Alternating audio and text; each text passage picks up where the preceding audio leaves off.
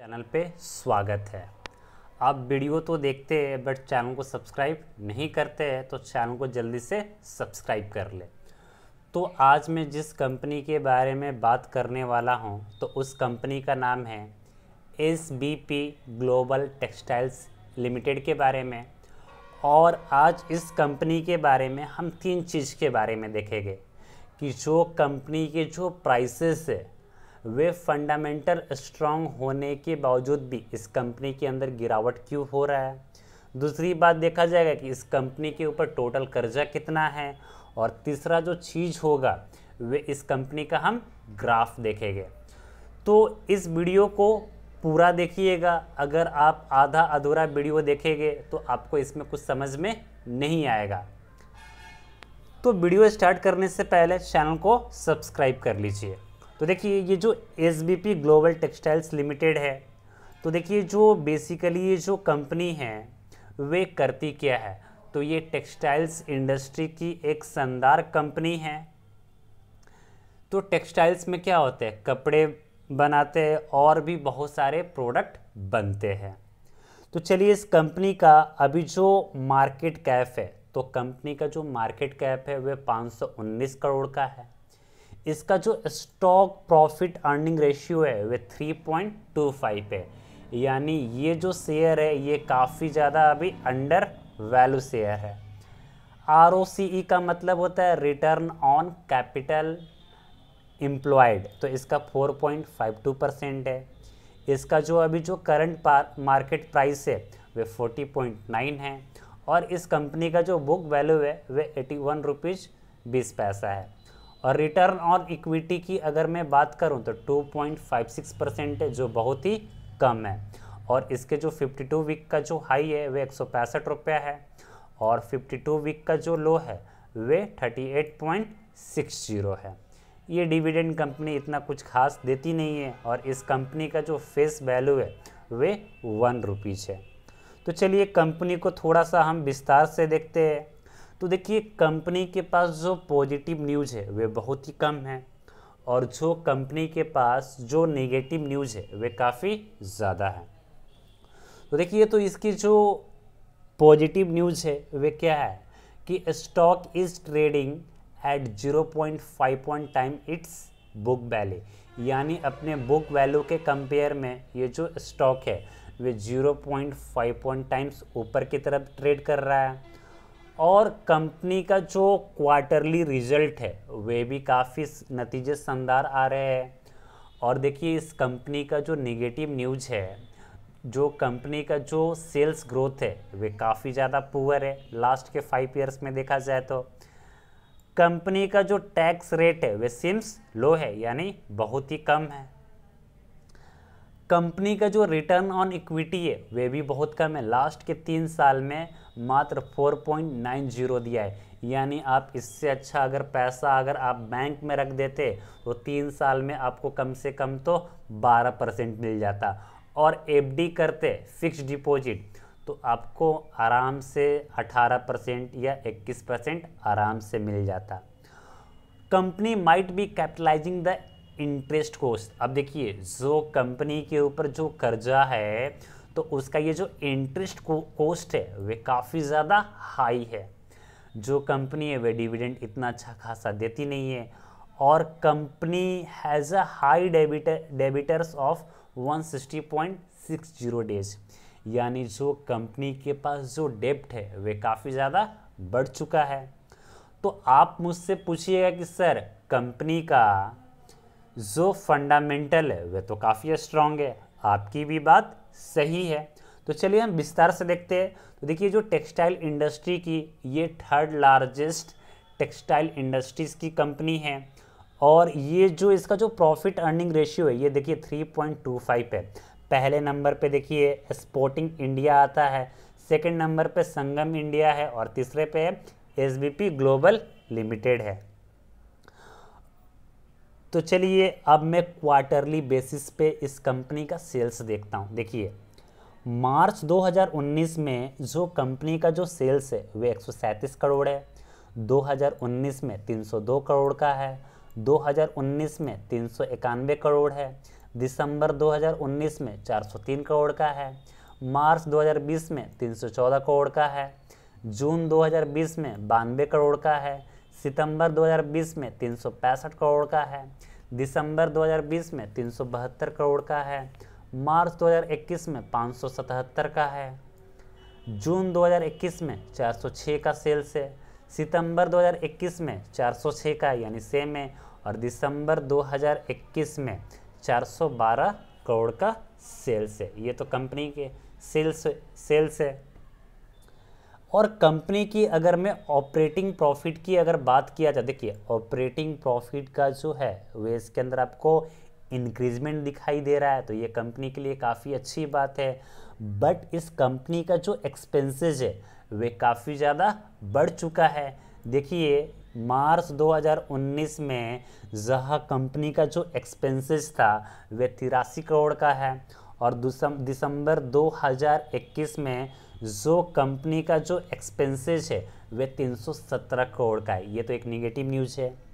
देखिए जो कंपनी का जो इंटरेस्ट रेट है वे काफ़ी ज़्यादा हाई है, और कंपनी का जो नेट प्रॉफिट है मार्च 2019 में कंपनी का जो नेट प्रॉफिट है 9 करोड़ का है, जून 2019 में 10 करोड़ का है, सितंबर 2019 में 24 करोड़ का है, दिसंबर 2019 में 25 करोड़ का है, दिसंबर 2020 में -8 करोड़ का है, जून 2020 में -57 करोड़ का है, सितंबर 2020 में 11 करोड़ का है, दिसंबर 2020 में 33 करोड़ का है, मार्च 2021 में 38 करोड़ का है, जून 2021 में 39 करोड़ का है, सितंबर 2021 में 41 करोड़ का है, और दिसंबर 2021 में 41 करोड़ का है। तो यानी जो आपको जो नेट प्रॉफिट है वे आपको इंक्रीज होता हुआ दिखाई यहाँ पर दे रहा है।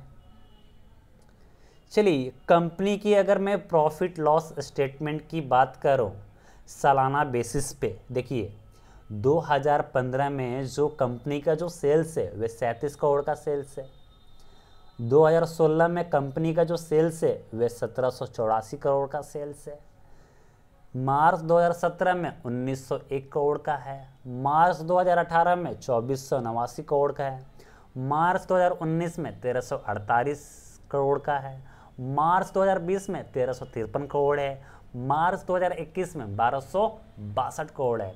यानी जो कंपनी का जो सेल्स है वे इतना अच्छा नहीं है, वे कंपनी के अंदर हमें डिक्रीजमेंट होता हुआ ही दिखाई दे रहा है। देखिए कंपनी का जो एक्सपेंसेस है वे काफ़ी ज़्यादा बड़ा है, तो ये एक नेगेटिव न्यूज़ है।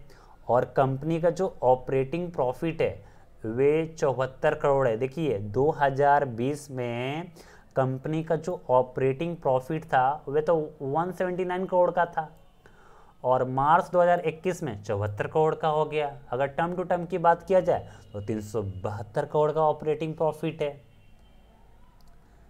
चलिए अगर मैं नेट प्रॉफिट की अगर मैं बात कर रहा हूँ ईयरली बेसिस पे, तो देखिए 2015 में कंपनी का जो नेट प्रॉफिट था वे 0 था, मार्च 2016 में कंपनी का जो नेट प्रॉफिट है 9 करोड़ का है, मार्च 2017 में कंपनी का जो नेट प्रॉफिट है वे 18 करोड़ का है, मार्च 2018 में जो कंपनी का जो नेट प्रॉफिट है वे 68 करोड़ का है, मार्च 2019 में 46 करोड़ का प्रॉफिट है, मार्च 2020 में 51 करोड़ का प्रॉफिट है, मार्च 2021 में 25 करोड़ का प्रॉफिट है, और टर्म टू टर्म की अगर मैं बात करूं तो 160 करोड़ का नेट प्रॉफिट है। तो आप यहाँ भी पूछेंगे कि सर इस कंपनी का जो नेट प्रॉफिट है वे तो ईयरली बेसिस पे भी बढ़ रहा है और क्वार्टरली बेसिस पे बढ़ रहा है, तो फिर ये शेयर प्राइस गिर क्यों रहा है? तो आप थोड़ा सा वेट कीजिए, वीडियो को आगे देखते रहिए। और देखिए जो कंपनी का जो कंपाउंडेड सेल्स ग्रोथ है तो लास्ट के 10 साल में दिया जाए तो अभी डाटा अवेलेबल नहीं है, क्योंकि कंपनी इतनी भी पुरानी नहीं है। 5 ईयर्स की देखा जाए तो -7% है, 3 ईयर्स की देखा जाए तो -20% है। अगर टर्म टू टर्म की अगर बात किया जाए तो 58% है। जो कंपनी का जो कंपाउंडेड प्रॉफिट ग्रोथ है वे लास्ट के 3 साल में देखा जाए तो -28% है, तो ये अच्छा नहीं है। और देखिए जो कंपनी का जो स्टॉक प्राइस का ये जो CAGR है, ठीक है ना, तो एक साल में -51% है। ये तो बहुत ही दुख की बात है।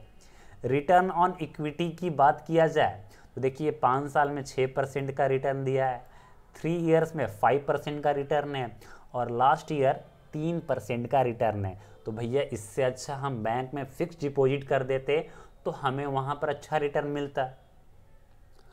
और कंपनी का देखिए जो कंपनी के पास जो रिजर्व्स है, देखिए कंपनी का 2015 में जो रिजर्व्स था वे 1 करोड़ का था, 2016 में 446 करोड़ का रिजर्व है, 2017 में 501 करोड़ का रिजर्व है, मार्च 2018 में 567 करोड़ का रिजर्व है, 2019 में 613 करोड़ का रिजर्व है, 2020 में 839 करोड़ का रिजर्व है, 2021 में 897 करोड़ का रिजर्व है, सितंबर 2021 में 1014 करोड़ का रिजर्व है। आप यहाँ से क्वेश्चन भी पूछ सकते हैं कि जो कंपनी का जो सर है वह तो रिजर्व तो बढ़ता ही जा रहा है, तो फिर कंपनी के शेयर प्राइस नीचे क्यों गिर रहे हैं। और देखिए जो कंपनी का जो ये फिक्स्ड असेट है वे भी बड़ा है और टोटल असेट की भी अगर बात किया जाए तो ये भी बड़ा है। बट देखिए यहाँ पर ध्यान से देखिए, जो कंपनी के ऊपर जो कर्ज है मार्च 2015 में 10 करोड़ का कर्जा था, 2016 में 716 करोड़ का कर्जा हो गया, 2017 में 1472 करोड़ का कर्जा हो गया, 2018 में 1509 करोड़ का कर्जा हो गया, 2019 में 1489 करोड़ का कर्जा हो गया, 2020 में 2367 करोड़ का कर्जा हो गया, 2021 में 2332 करोड़ का कर्जा हो गया, सितंबर 2021 में 2361 करोड़ का कर्जा है। और अभी का जो लेटेस्ट न्यूज़ है तो कंपनी के ऊपर जो टोटल कर्जा है वे 2422 करोड़ का कर्जा है। यानी कंपनी का जो नेट प्रॉफिट है वे तो 160 करोड़ का है ना जी, बट जो कंपनी के ऊपर जो कर्जा है वे 2422 करोड़ का कर्जा है। आपको समझ में आ रहा है ना। यानी कंपनी का जो कर्जा है वे तो काफ़ी ज़्यादा है, बट अभी का जो लेटेस्ट अनाउंसमेंट है कंपनी का जो नेट प्रॉफिट है वे तो 216 करोड़ का है अगर 10 इयर्स की अगर देखा जाए तो। बट कंपनी के ऊपर कर्ज काफ़ी ज़्यादा है। देखिए कंपनी के ऊपर कर्जा काफ़ी ज़्यादा है और कंपनी का जो सेल्स है तो वे पुअर हो चुका है। तो देखिए कंपनी क्वार्टरली बेसिस पे या ईयरली बेसिस पे ये कंपनी चाहकर भी अगर कितनी भी अच्छी कर ले, बट इस कंपनी के ऊपर जो ये जो टोटल कर्जा है वे काफ़ी ज़्यादा है। देखिए 2018 में जब कंपनी का जब रिजल्ट अच्छा आया था तो ये कंपनी अपने अच्छे ट्रेडिंग कर रहा था, बट जैसी धीरे धीरे कंपनी के ऊपर कर्जा बढ़ता गया तो लोगों का जो भरोसा था वे टूटता गया। यानी जो इसमें बड़े बड़े इन्वेस्टर थे तो उन्होंने अपना माल बेचना शुरू कर दिया, ठीक है ना। और माल बेचते बेचते और ये जो कंपनी है देखिए वे नीचे की तरफ ही जा रहा है इसका ग्राफ। अब मुझे नहीं लगता है कि इसका जो ग्राफ है वे ऊपर की तरफ जाएगा, क्योंकि कंपनी के ऊपर जो कर्जा है वे काफ़ी ज़्यादा है। अगर मैं शेयर होल्डिंग पैटर्न की भी अगर मैं बात कर लूँ तो देखिए अगर मैं शेयर होल्डिंग पैटर्न की बात करूँ तो प्रमोटर्स के पास तो 67.58% का स्टेक है और जो पब्लिक है उसके पास 32.42% का स्टेक है। और देखिए जो कंपनी का जो नेट कैश फ्लो है वे इतना अच्छा नहीं है, -106 करोड़ का है। तो कंपनी का नेट कैश फ्लो जो है वे निगेटिव में है। यानी जो कंपनी है वे अच्छा तो कर रही है बट कंपनी के ऊपर जो कर्जे है वे काफ़ी ज़्यादा है। तो मैं आपको इसमें सलाह दूंगा कि आप इस कंपनी से अभी दूर रहिए। मैं आपको इसलिए सलाह दे रहा हूँ क्योंकि इस कंपनी के ऊपर जो कर्जा है वे काफ़ी ज़्यादा है। तो अगर आपको इसमें इन्वेस्ट करना है तो मत कीजिए। जब ये कंपनी पूरी तरह से जब कंपनी कर्ज मुक्त हो जाती है यानी कंपनी का जो कर्जा है वे 100 करोड़ या 200 करोड़ के लेवल में आता है, तब आप इस कंपनी के ऊपर इन्वेस्ट करने के बारे में सोचिए। नहीं तो आपको ये जो SBP ग्लोबल टेक्सटाइल्स कंपनी है ये आपको कंगाल बना सकती है, ठीक है ना। तो वीडियो अच्छा लगा हो तो आप अपने दोस्तों के साथ शेयर कीजिए और चैनल को सब्सक्राइब करना ना भूलें। जय हिंद, जय भारत।